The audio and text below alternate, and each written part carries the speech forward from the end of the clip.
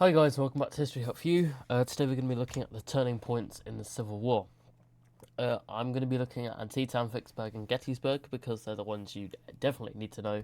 But if you want to have a look at any of the kind of more minor ones, but still important ones, if you have a look at my channel on my sort of America coverall PowerPoint, it covers essentially all the big ones.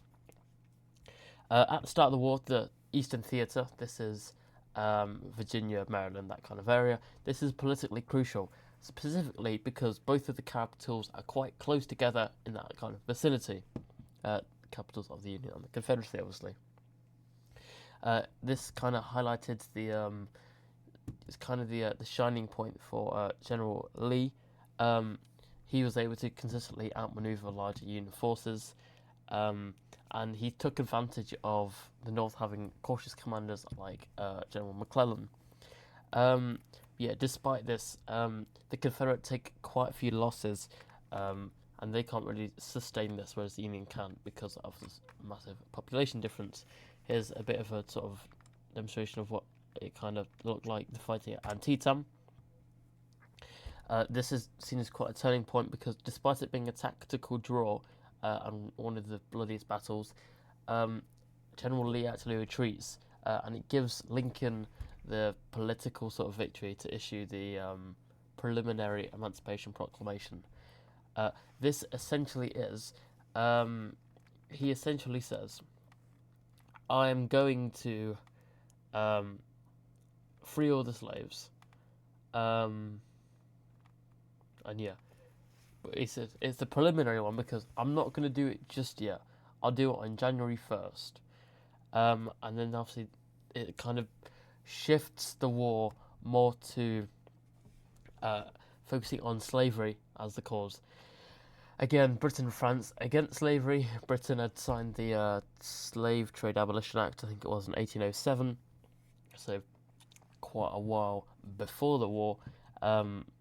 So it prevents them from recognising the Confederacy by making the war about slavery.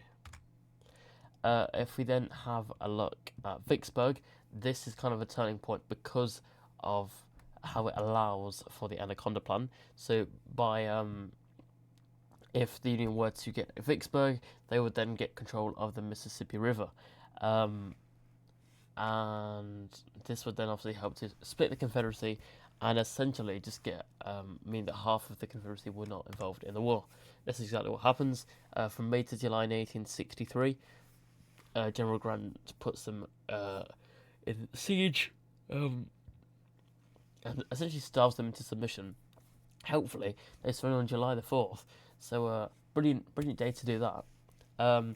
Gives the Union total control of the Mississippi River and essentially splits the Confederacy in half. So essentially, the West is essentially kicked out of the war. They can't really do much. They can't move men or supplies. Have a look at this briefly. The Confederacy themselves, they sort of relied a lot on tactical genius, like that of Lee and Jackson, and kind of capable military commanders. The Union more so kind of having more industrial superiority and having bigger population. We have a look at Gettysburg, the kind of final turning point. This was for actually at the same time as Vicksburg, while Vicksburg was under siege. It was sort of Lee's second and final invasion of the North. It's a desperate attempt to sort of relieve Virginia. Lee himself loses a third of his army, over a third, and the fact that he loses himself, Lee, he had essentially been kind of undefeated throughout this entire war, and it was kind of it broke his aura of invincibility.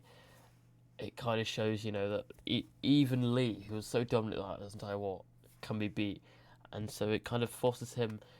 He has to shift away from such an aggressive nature to a permanent defensive, which absolutely sucks for the Confederacy.